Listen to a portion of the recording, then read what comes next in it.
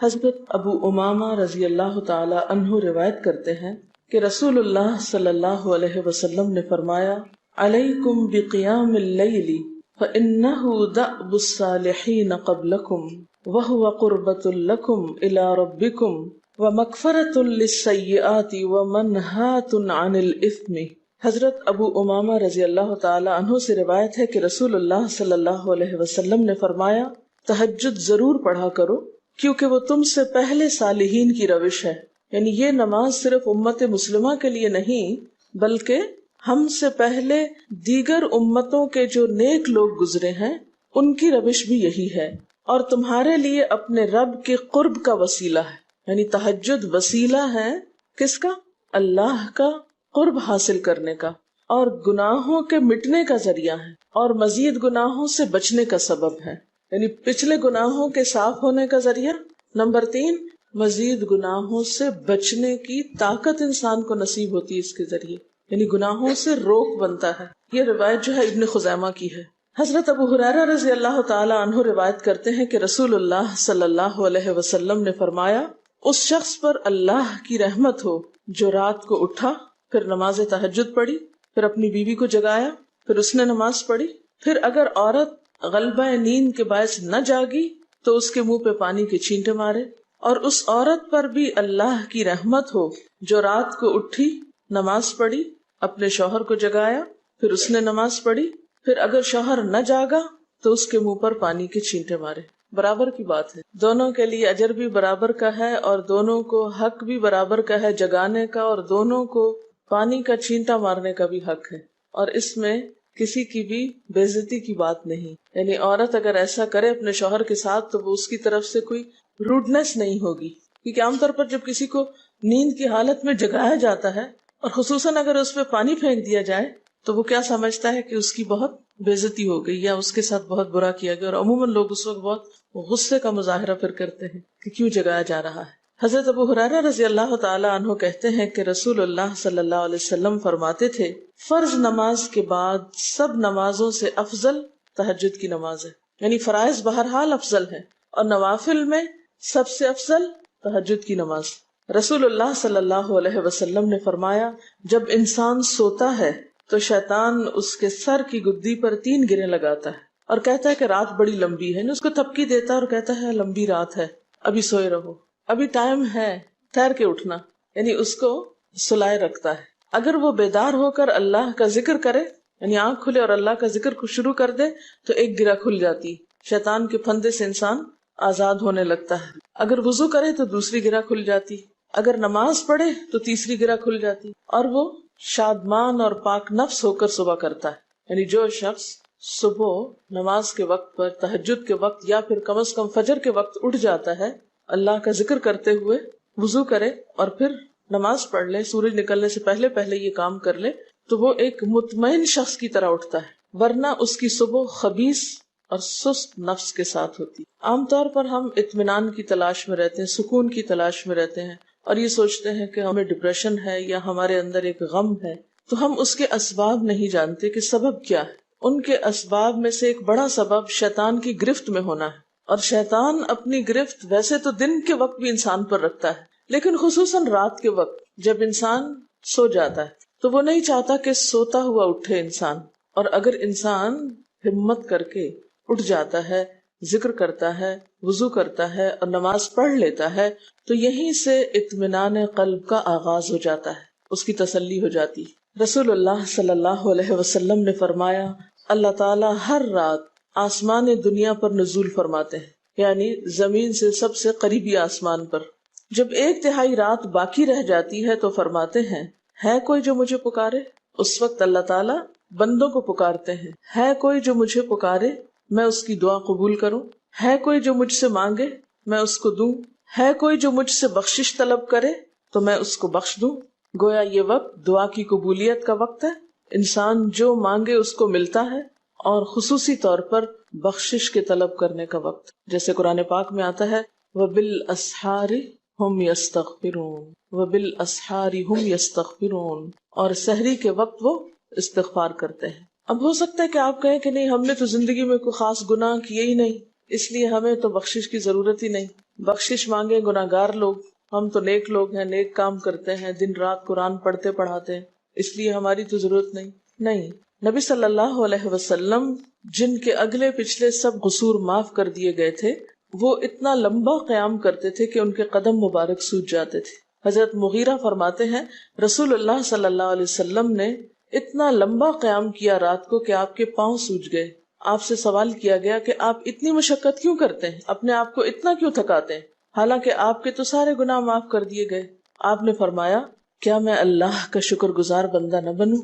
یعنی صرف گناہوں کی بخشش ہی نہیں بلکہ نعمتوں پر شکر بھی واجب ہے۔ جہاں ایک طرف گناہوں کی بخشش انسان کے لیے اللہ کے قرب کے راستے ہموار کرتی ہے، وہاں اللہ تعالیٰ کا شکر ادا کرنا بندے کو اللہ کا قرب عطا کرتا ہے۔ اچھا، اب پہلی سنت میں آپ کو بتاؤں گی کہ اگر آپ تہجد کے وقت اٹھے ہیں تو سب سے پہلے آپ کیا پڑھیں گے۔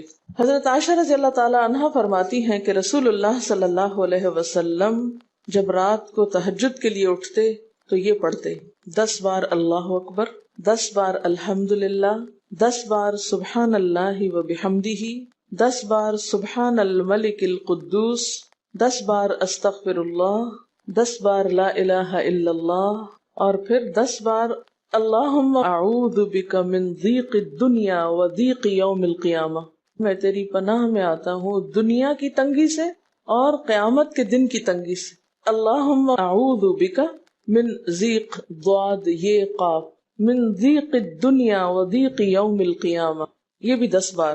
اور پھر فرماتے اللہم اغفر لی واہدنی وارزقنی وعافنی، پھر وضو کرتے اور تہجد شروع کرتے، یعنی یہ بھی وضو سے پہلے آپ پڑھ لیتے تھے۔ تو آپ کیا کر سکتے ہیں، جیسے آنکھ کھلی یا بستر پر لیٹے ہیں تو بعض اوقات ایسا ہوتا ہے نا کہ انسان سوچتا ہے اچھا ایک سائڈ پہ سو کے اتنے تھکے ہوئے ہوتے ہیں کہ آپ ایک دم نہیں اٹھ پاتے۔ حالانکہ آپ صلی اللہ علیہ وسلم کے نیند سے بیدار ہونے کا طریقہ کیا تھا کہ جب آپ اٹھتے تھے تو یکدم اٹھتے تھے، سستی کے مارے نہیں کہ کبھی ایک طرف لیٹ گئے پھر دوسری طرف سو گئے پھر دائیں طرف پھر بائیں طرف، نہیں، جب جاگنے کا وقت ہوتا تھا تو آپ فوراً اٹھ جاتے تھے۔ لیکن بسا اوقات ایسا ہوتا ہے کہ انسان تھکا ہوا ہوتا ہے، سائڈ بدل کے دوسری طرف کو ذرا لیٹتا ہے، تو یہ لیٹے لیٹے بھی آپ اذکار پڑھ سکتے ہیں، ٹھیک ہے؟ اور یہ سب آپ کو آتے ہی ہوں گے سوائے ایک وہ ذکر کے اللہم اعوذ بک من ضیق الدنیا و ضیق یوم القیامہ، اور ترتیب آپ یاد کر لیں اپنے بیڈ سائڈ ٹیبل پہ یا بیڈ پہ یا کہیں بھی، یہ نوٹس کسی پین کے ساتھ لکھ کے لگا دیں، چپکا دیں، اور جب یاد ہو جائے تو پھر اتار دیں، جب عادت بن جائے تو ہٹا دیں وہاں سے، ٹھیک ہے؟ جتنے دن عادت نہیں بنتی اتنے دن اپنے یادداشت کے لیے رکھ لیں۔ اسی طرح نیند سے اٹھ کر لا الہ الا اللہ وحدہ لا شریک لہ لہ الملک و لہ الحمد وہو علی کل شیء قدیر الحمد للہ وسبحان اللہ واللہ اکبر ولا حول ولا قوۃ الا باللہ، یہ بھی پڑھ سکتے ہیں۔ اچھا، ضروری نہیں کہ سب کچھ ایک ہی دن میں پڑھ لیں، یہ بھی آپ کر سکتے ہیں کہ ایک دن میں ایک چیز پڑھ لیں، دوسرے دن دوسری پڑھ لیں، تیسرے دن تیسری پڑھ لیں، ٹھیک ہے نا؟ اور اگر ساری ایک دن بھی پڑھنا چاہیں، دیکھیں وقت کی بات ہے نا، ہو سکتا ہے اس وقت عمر کے اس حصے میں آپ پہ بہت ذمہ داریاں ہوں، آپ یہ سب کچھ نہ پڑھ سکتے ہوں، لیکن زندگی کا ایک ایسا وقت بھی آتا ہے جب انسان بوڑھا ہو جاتا ہے، جب اس کے اوپر باقی ذمہ داریاں کم ہو جاتی ہیں، پھر نیند بھی کم ہو جاتی ہے، پھر زیادہ عبادت کا موقع ملتا ہے، تو ایسے میں جب انسان کے پاس عبادت کے لیے وقت اور موقع زیادہ ہو تو پھر یہ ساری چیزیں بھی پڑھ لیں، ٹھیک ہے نا؟ پھر اسی طرح یعنی یہ جو روایت ہے کہ جس میں آپ صلی اللہ علیہ وسلم نے فرمایا جو شخص نیند سے جاگے، اور یہ تہجد کے وقت ہی نہیں، اگر فجر کے لیے بھی آپ اٹھ رہے ہیں تو یہ دعا پڑھ سکتے ہیں، لا الہ الا اللہ وحدہ لا شریک لہ، اور پھر الحمدللہ وسبحان اللہ واللہ اکبر ولا حول ولا قوۃ الا باللہ، پھر کہے اللہم اغفر لی، پھر کیا پڑھے اللہم اغفر لی، یا کوئی اور دعا کرے تو قبول ہوگی، اور اگر وضو کر کے نماز پڑھے تو وہ بھی قبول کی جائے گی۔ صبح اٹھتے ہی اللہ کی تعریف، اور آپ کو معلوم ہے کہ یہ جو چوتھا کلمہ ہے نا لا الہ الا اللہ وحدہ، اس کو دعا بھی کہا گیا، حالانکہ اس میں صرف اللہ تعالیٰ کی حمد و ثنا ہے، اور یہ یوم عرفہ کی دعا ہے۔ حدیث میں آتا ہے کہ مجھے اور مجھ سے پہلے انبیاء کو اس دن کی جو بہترین دعا سکھائی گئی، یعنی یوم عرفہ کی دعا، وہ لا الہ الا اللہ وحدہ لا شریک لہ، حالانکہ اس میں مانگنے کی تو کوئی چیز ہی نہیں، صرف اللہ کی حمد و ثنا ہے۔ جیسے حضرت ایوب علیہ السلام نے کہا تھا انی مسنی الضر وانت ارحم الراحمین، مانگا کچھ نہیں،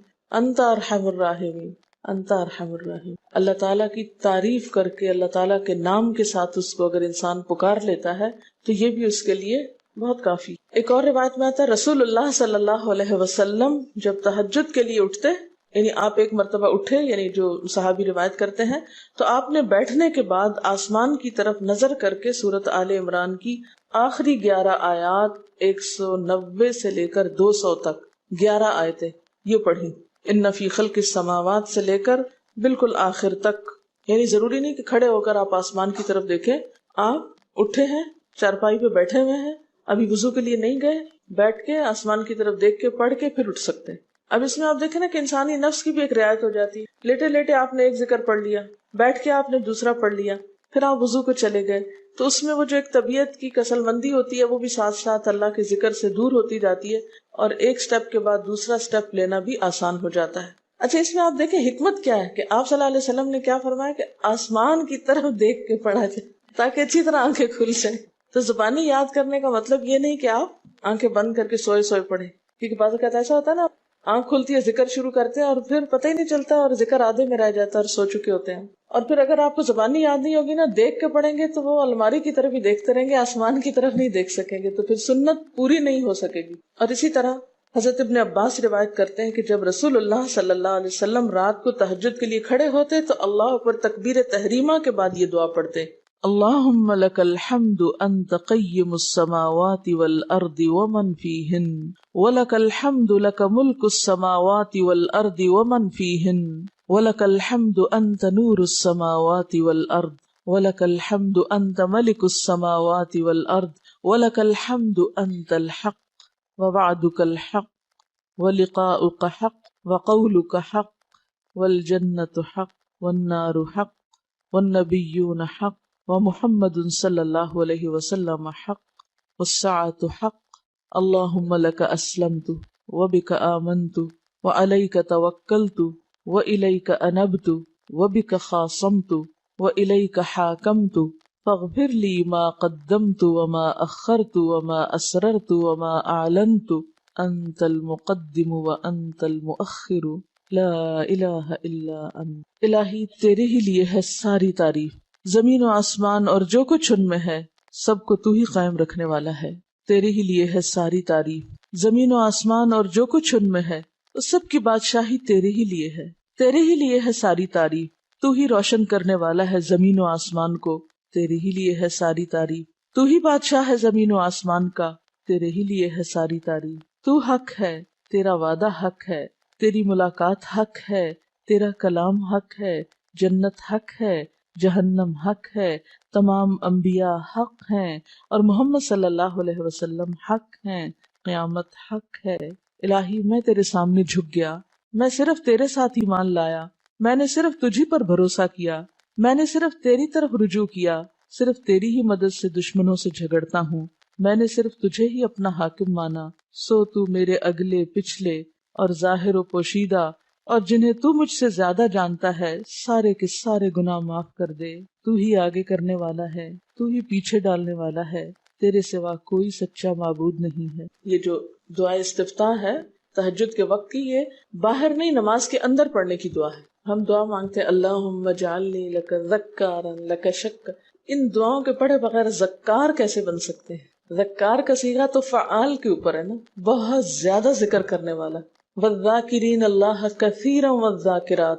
تو ذاکرات کیسے بن سکتے ہیں جب تک کہ یہ دعائیں زبانی نہ آتی ہوں اور اپنے وقت پر نہ پڑھی جاتی ہوں. ویسے بھی ذکر بہت اچھی چیز ہے، لیکن جو مسنون ذکر ہے اور جو نبی صلی اللہ علیہ وسلم کے طریقے کے مطابق ہے، جو اطمینان قلب اور خوشی اس وقت اس کام کو اس طریقے پہ کر کے نصیب ہوتی ہے، وہ اس کے علاوہ نہیں ہوتی. اگرچہ اس سے خوشی ہوتی ہے لیکن اس طرح کی نہیں نصیب ہوتی، اس طرح کا اطمینان نہیں ہوتا.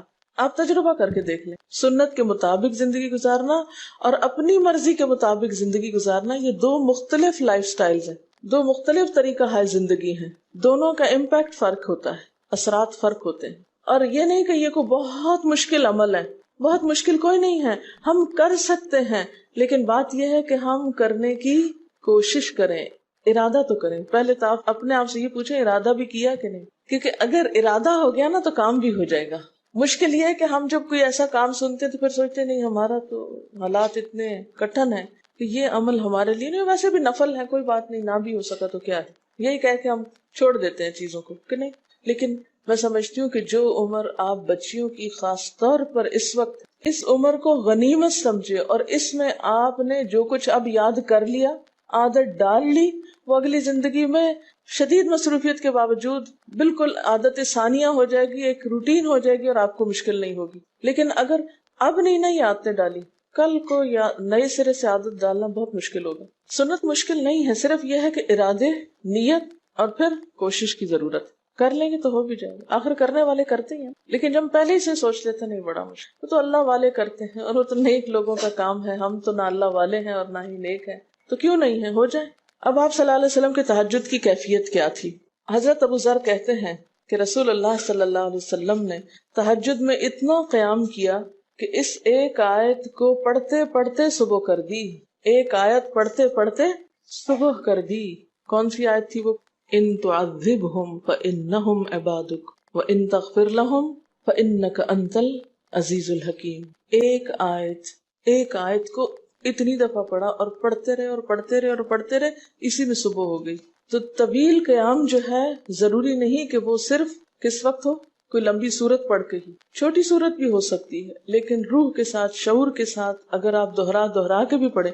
مثال کے طور پہ آپ نے کوئی سورت یاد کر لی ہے اور آپ پڑھنے کھڑے ہوئے ہیں اور آپ کو صحیح طرح آتی نہیں ہے، یا آتی ہے تو اتنی تیز نہیں آتی، بہت رٹی ہوئی نہیں ہے، تو کوئی بات نہیں، ایک آیت کو 2 دفعہ 3 دفعہ بھی آپ اس کو پڑھ سکتے ہیں اور اس طرح بھی پڑھ کے لمبا کر سکتے ہیں. یعنی طویل قیام صرف زیادہ قرات سے ہی نہیں، مختلف طریقوں سے ہو سکتا ہے. یہ آیت ہے سورۃ المائدہ کی 118 نمبر آیت ہے. اگر تو انہیں عذاب دے تو وہ تیرے بندے ہیں، اور اگر تو انہیں معاف کر دے تو یقیناً تو غالب اور حکمت والا ہے. حضرت حذیفہ رضی اللہ تعالی عنہ نے نبی صلی اللہ علیہ وسلم کو تہجد پڑھتے دیکھا. وہ کہتے ہیں سورۃ فاتحہ کے بعد آپ نے سورۃ بقرہ پڑھی، پھر رکوع کیا.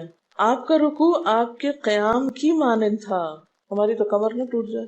کر کے تو ذرا دیکھیں. میں نے زندگی میں پہلی دفعہ رمضان میں طویل رکوع اور سجدے کا موقع ملا. اس سے پہلے تو اس طرح کا سچ پوچھے کانسیپٹ بھی کوئی نہیں تھا، کیونکہ بہت سی چیزیں جب ہم پڑھتے ہیں تو ہم کہتے ہیں ہاں یہ نبی صلی اللہ علیہ وسلم کے لیے ہے، یہ تو آپ کی شان ہے اور آپ کا مقام ہے. ہم تو عام کمزور بندے ہیں. اصل میں ہم کمزور کیوں ہیں؟ اس لیے کہ ہم نے اپنی انرجیز بیکار باتوں میں بہت لگا رکھی ہیں، بیکار غم پالے ہوئے ہیں، بیکار مشغلے ہیں، بیکار گفتگویں ہیں.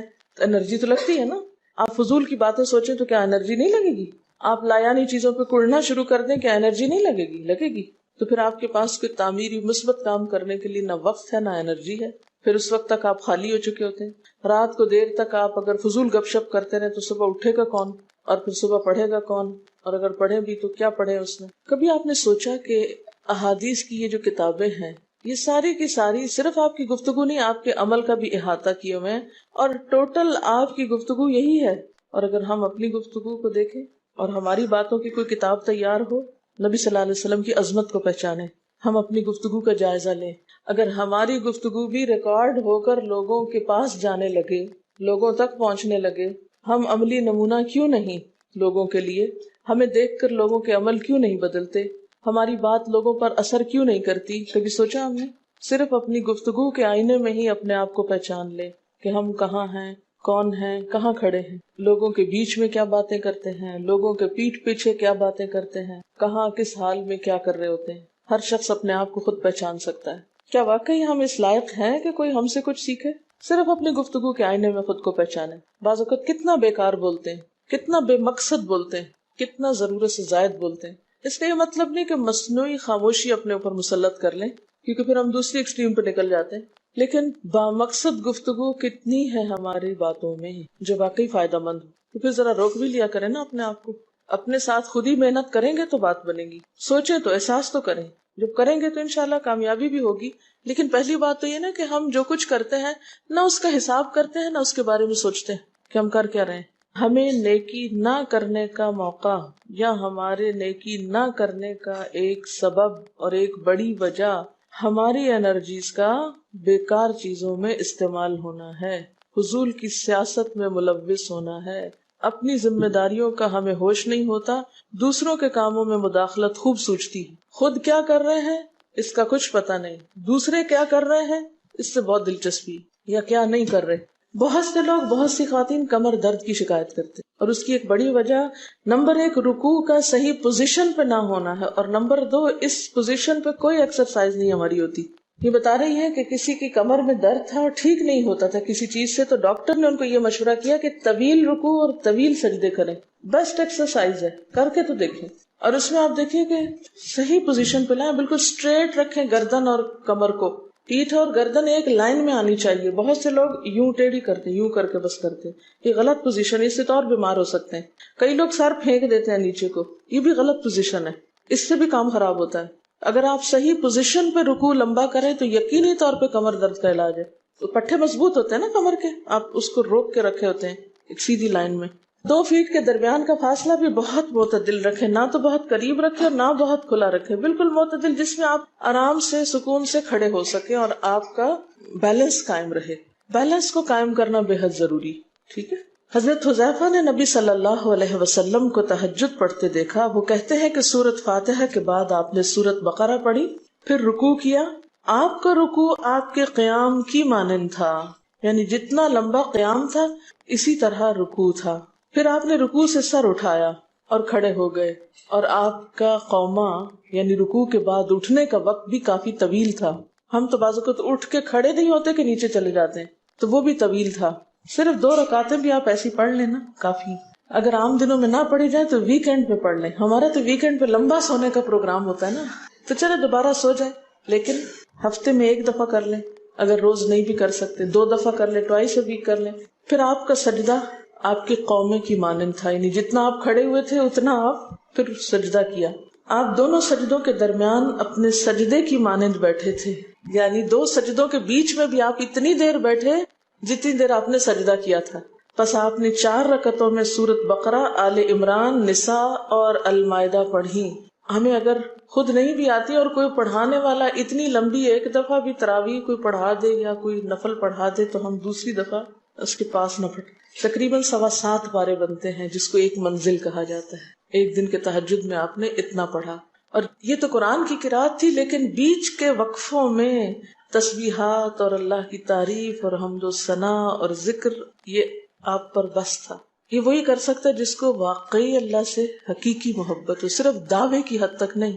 میں کہتی ہوں چلے روزانہ نہ صحیح، ہفتے میں 1 بار، ہفتے میں نہیں، مہینے میں 1 بار، مہینے میں نہیں تو سال میں، رمضان میں، کسی موقع پر کچھ تو اللہ سے تعلق آئے، کچھ تو قرب پائیں۔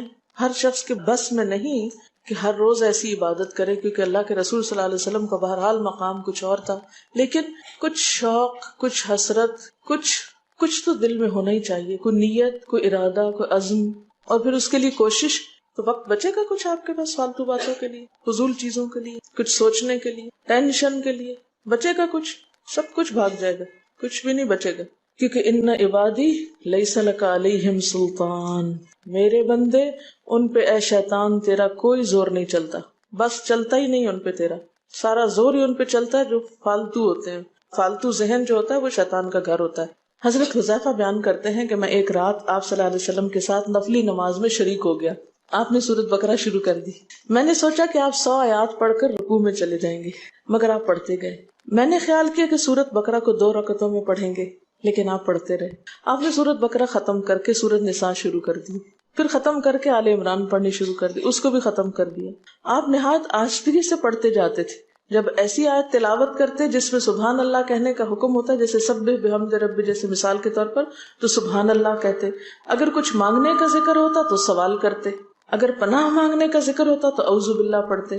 اس حدیث سے یہ بھی پتہ چلتا ہے کہ سورتوں کی ترتیب ضروری نہیں، کیونکہ آپ نے پہلے النساء پڑھی پھر آل عمران پڑھی۔ یہ جو ہر وقت لوگ پیچھا کیے رکھتے ہیں نا، بعض کا تو بہت ضد کرتے ہیں کہ آپ نے پہلی رکعت میں یہ پڑھائی تھی تو دوسری میں یہ کیوں پڑھا دی۔ یہ تو سنت میں ملتا ہے کہ پہلی رکعت طویل ہے دوسری کے مقابلے میں، لیکن یہ لازم نہیں کہ جو پہلی میں پڑھے اس کے بعد آگے والی صورتوں میں سے پڑھے، پیچھے والی بھی سے نہیں پڑھ سکتے۔ رسول اللہ صلی اللہ علیہ وسلم نے عبداللہ بن عمرو سے کہا، مجھے بتلایا گیا ہے کہ تم ساری رات نفل پڑھتے اور دن کو روزہ رکھتے ہو۔ اگر تم ایسا کرو گے تو تمہاری آنکھ کمزور اور طبیعت سست ہو جائے گی، یعنی ہر روز روزہ اور ہر رات جگراتا تمہاری جان اور تمہارے بال بچوں کا بھی تم پر حق ہے، اس لیے روزہ رکھو اور افطار بھی کرو اور رات کو قیام کرو اور سو بھی۔ یعنی ساری رات تہجد پڑھنا یا نفل پڑھنا پسندیدہ نہیں ہے، رات کو سونا بھی پسندیدہ ہے۔ ہمارے ہاں 27ویں رات کو پوری رات جاگنا لازم سمجھا جاتا ہے، تو نبی صلی اللہ علیہ وسلم سے کوئی رات بھی پوری کی پوری جاگنا ثابت نہیں، کیونکہ اگر انسان صرف جاگتا ہی جاگتا چلا جائے تو وہ آسان ہوتا ہے، ایک دفعہ سو کے پھر اٹھنا جو ہے نا وہ اصل میں نفس کا امتحان ہوتا ہے، وہ مشکل ہوتا ہے۔ اسی طرح نبی صلی اللہ علیہ وسلم 3 دن سے کم میں قرآن مجید ختم کرنا پسند نہیں فرماتے تھے۔ آپ نے حضرت عبداللہ بن عمرو سے فرمایا کہ 1 ماہ میں پورا کر لو۔ انہوں نے عرض کی میں اس سے زیادہ تلاوت کی طاقت رکھتا ہوں، تو فرمایا 20 دن میں کر لو۔ ان کا میں اس سے زیادہ کی طاقت رکھتا ہوں، فرمایا 7 دن میں ختم کر لیا کرو، اس سے زیادہ کی اجازت نہیں، یعنی وہ ایک منزل کر کے۔ صحابہ کرام چونکہ اس زمانے میں مصحف اس طرح تھوڑی چھپے ہوئے تھے کہ کتابوں کی شکل میں ہوں، جو قرآن تھا لوگوں کے سینوں میں تھا، یاد کیے ہوئے تھے، اور وہ یاد کیا ہوا کہیں صبح کے وقت الگ بیٹھ کے نہیں پڑھا کرتے تھے، وہ کہاں پڑھتے تھے؟ تہجد میں نماز کے اندر پڑھا کرتے تھے۔ اب یہ تو ہم لوگوں کی مشکل ہوگی نا کہ ہمیں آتا کچھ نہیں زبانی، تو پھر ہم دیکھ کے پڑھتے ہیں تو نماز میں پھر وہ مشکل ہوتا ہے تو الگ رکھ کے پھر اس کو پڑھ رہے ہوتے ہیں، ٹھیک ہے۔ لیکن زیادہ بہترین پڑھنا نماز کے اندر کا پڑھنا ہے، اگرچہ دیکھ کے پڑھنے کی اس میں بھی اجازت ہے، لیکن ان کی چونکہ شدید حرص تھی حضرت عبداللہ بن عمرو کی، تو آپ نے ان کو 3 دن کی پھر اجازت دے دی تھی، اور آپ نے فرمایا کہ اس شخص کو قرآن کی کچھ سمجھ نہیں ہو سکتی جو 3 سے بھی کم دن میں قرآن پڑھے۔ نبی صلی اللہ علیہ وسلم نے فرمایا جو شخص رات کے نوافل میں 200 آیات تلاوت کرتا ہے وہ اطاعت گزار مخلص لوگوں میں شمار ہوتا ہے۔ انہ من عبادنا المخلصین، وہ آتا ہے نا قرآن پاک میں انبیاء کی صفت میں سے۔ تو جو شخص رات کو نماز میں یعنی نفل میں 200 آیات تک تلاوت کرتا ہے وہ اطاعت گزار مخلص بندوں میں شمار ہوتا ہے۔ اور سنن دارمی میں واضح طور پر آتا ہے کہ نبی صلی اللہ علیہ وسلم ساری رات نوافل نہیں پڑھا کرتے تھے،